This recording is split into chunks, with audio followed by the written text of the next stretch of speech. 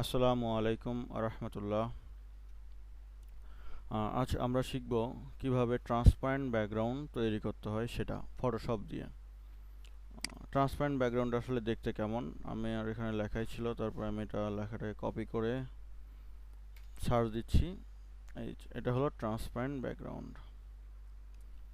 যদি আমি এটা ওপেন করি, এটা ভিডিওতে চলে গেছে, তাই না?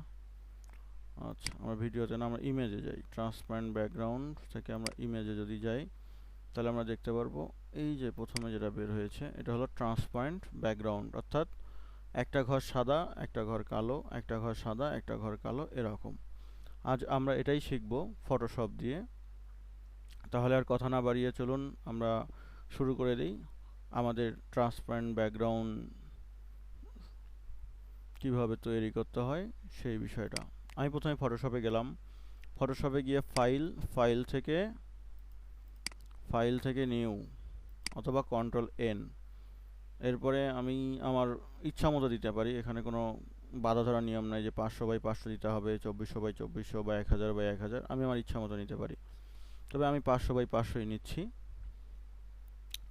500x500 সিলেক্ট থাকা অবস্থায় আমি ক্রিয়েট করে দিলাম। ব্যাস, আমার একটা কি হয়েছে, ক্যানভাস চলে এসেছে, যে ক্যানভাস পুরাটাই হোয়াইট। এখন এই ক্যানভাসটাকে আমার কপি করতে হবে, এজন্য কী করতে হবে, কন্ট্রোল জে। ব্যাস, কপি হয়ে গেছে। অথবা আমি ক্যানভাসটাকে যদি এখান থেকে টেনে নিয়ে এই যে প্লাস চিহ্নের উপরে ছেড়ে দেই, তবু এটা কপি হবে। দুইভাবেই কপি করা যায়। ওকে, আমি কন্ট্রোল জেড করি। আমার যেহেতু একটার বেশি প্রয়োজন নেই, একটাই করলাম। এখন আমার এই কালো ক্যানভাসটা উপরে যেটা আছে, এটা আমার কালার চেঞ্জ করতে হবে। কি করতে হবে, কালার কালো করতে হবে। এই জন্য আমি প্রথমে কালোটাই সিলেক্ট করে নিলাম। এই যেখান থেকে কালার সিলেক্ট করে নিয়ে ওকে দিলাম। এরপর অল্ট চেপে ব্যাক স্পেস, আমার পুরো ক্যানভাসটাই কি হয়েছে, এখন কালো হয়ে গেছে। এখন আমাকে কি করতে হবে, এই ক্যানভাসটাকে আমার মতো, আমার কাজের জন্য আমার মতো করে সাজায় নিতে হবে। এই জন্য কন্ট্রোল টি চাপ দিলে আমার এটা সিলেকশন হয়ে যাবে। যদি এরকম সিলেকশন আপনার না আসে, এই যে পয়েন্টারটা যদি না আসে, এই যে এখানে দেখেন একটা টিক চিহ্ন আছে, এটা যখন আপনি টিক চিহ্নটা তুলে দিবেন তখন আর পয়েন্টারটা আসবে না। আবার যখন এখানে এই যে টিক চিহ্নটা দিবেন তখন আপনার পয়েন্টারটা চলে আসবে।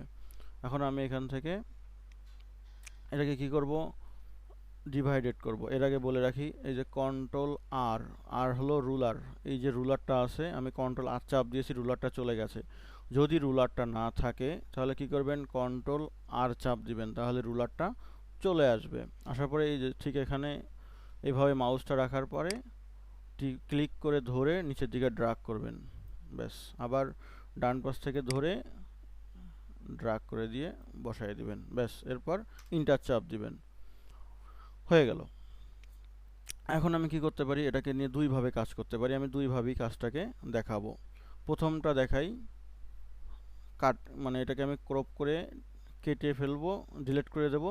তারপরে এই জন্য আমাকে কি করতে হবে, আমাকে এই যে যে টুলটা আছে সেটা রেক্টেঙ্গুলার মাস্কিউ টুল বা ক্রপ টুল যেটা আছে আর কি, এটা আমি নিয়ে জাস্ট সিলেক্ট করে, এখানে সিলেক্ট করার পরে এখানে কিন্তু আমার লেয়ার সিলেক্ট থাকতে হবে। যে লেয়ারটা থেকে আমি ডিলিট করতেছি সেই লেয়ারটা সিলেক্ট থাকতে হবে। এই লেয়ারটা আমার সিলেক্ট আছে, থাকার পরে আমি শুধু কিবোর্ড থেকে ডিলিট চাপ দেব। ব্যাস, এটা ডিলিট হয়ে গেল।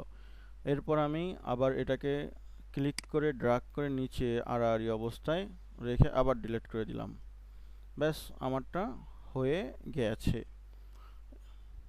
ঠিক আছে, এই আর কি, এভাবেও আমরা কাজটা করতে পারি। আবার আমি কিভাবে কাজটা করতে পারি এটা আরেকবার দেখাই। এই নেওয়ার পরে ক্রিয়েট, আবার নতুন একটা নিলাম, নেওয়ার পরে আবার কন্ট্রোল জে করলাম, এটাকে করার পরে আবার আমি অল্টার ব্যাক স্পেস দিয়ে কালার চেঞ্জ করলাম, কন্ট্রোল টি দিলাম, দেওয়ার পরে আবার ওই সেম কাজ করতেছি। ব্যাস, এরপরে আমি ইন্টার চাপ দিলাম। এরপর আমি কি করতে পারি, এটা সিলেকশন থাকা অবস্থায় এই লেয়ারটা লেয়ার 1 বা এটা লেয়ার 1, এটাকে আমি যেই হলো কি ব্ল্যাক, কি দিই আমি একটা BLACK, ব্ল্যাক, ব্ল্যাক লিখে দিলাম। এটা হলো একটা ব্ল্যাক লেয়ার। আচ্ছা, এখন আমাকে কী করতে হবে, এই জন্য এটাকে আমার সিলেকশন থাকা অবস্থায় এখানে ক্লিক করে ধরে এটাকে আমার এই যে সাইড করে নিয়ে সরাতে হবে, ব্যাস সরাইলাম। এরপরে আবার এটাকে কী করতে হবে, আমার কন্ট্রোল জে চাপ দিতে হবে, দিয়ে আবার আমাকে এটা কপি করতে হবে, করার পরে আবার এটাকে ড্রাগ করে এইভাবে নিচের দিকে নিয়ে এসে সুন্দর করে সাজিয়ে দিতে হবে। দেওয়ার পরে আমি ইন্টার চাপ দিলাম, ব্যাস আমার দুইভাবেই কাজের জন্য নেওয়া যাবে। এখন আমার এই পাশেরটাও যেরকম, এই পাশেরটাও ঠিক সেম। আচ্ছা, আমার এই যে সিলেকশনটা কেটে দেওয়ার জন্য কী করতে হবে, কন্ট্রোল ডি চাপ দেবো, সিলেকশনটা চলে যাবে, ব্যাস। এখন আমি কি করব,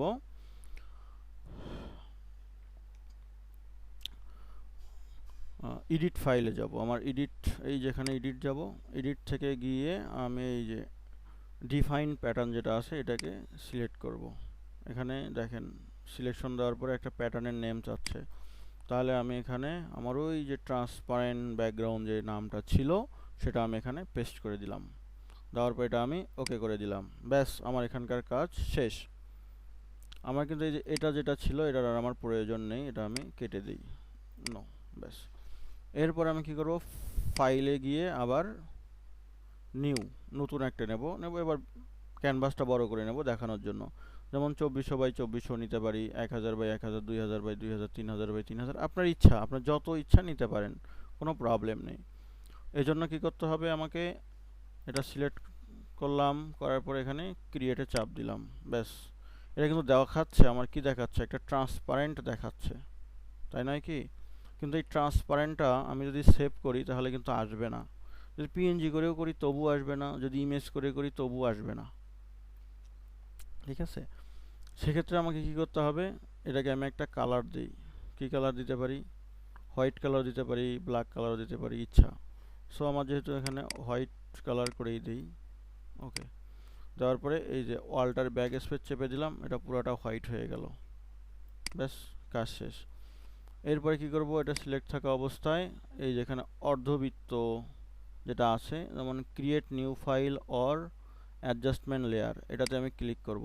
করার পরে এখানে প্যাটার্ন আছে, এই যে প্যাটার্নে আমি ক্লিক করলাম, অটোমেটিক্যালি আমার এখানে চলে এসেছে। এখন স্কেল আছে, স্কেল থেকে যদি আমি মাউসের যদি যেই বলটা আছে সেটাকে যদি আমি পিছন দিকে ঘুরাই, নিচের দিকে নেই আর কি, তাহলে এটা কি হচ্ছে, স্কেলে ছোট হয়ে যাচ্ছে, আবার দিলে বড় হয়ে যাচ্ছে। আচ্ছা, আমি এটা 25 করে দিই, ওকে। অথবা আমি এখানে সরাসরি লিখতেও পারি 30, বা লিখতে পারি 25। লেখার পরে আমি এখানে ইন্টার চাপ দিলাম, ওকে। এখন আমার অপোসিটি কত আছে, 100 আছে, অপোসিটি আমি দিই 25, ওকে। এখন আমার এটাকে আরও একটু ছোট বড় করা দরকার, আমি চাচ্ছি যে এত বড় আছে এর থেকে আর একটু ছোট করব। সেক্ষেত্রে আমি কি করব, সেক্ষেত্রে আমি এই লেয়ারটার এই যে এখানে দেয়া আছে যেটা,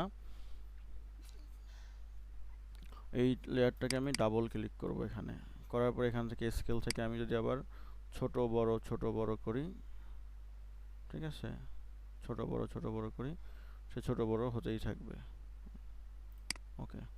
সো আমি এটা আমার ইচ্ছা মতো ছোট বড় করে নিতে পারবো, ব্যাস। এইভাবে আমরা একটা ট্রান্সপারেন্ট ব্যাকগ্রাউন্ড তৈরি করতে পারি। এটা খুব ইজি একটা প্রসেস। আপনারা কয়েকবার প্র্যাকটিস করবেন, তাহলে এটা পেয়ে যাবেন। আশা করি আপনাদের খুব ভালো লেগেছে। ধন্যবাদ। আসসালাম।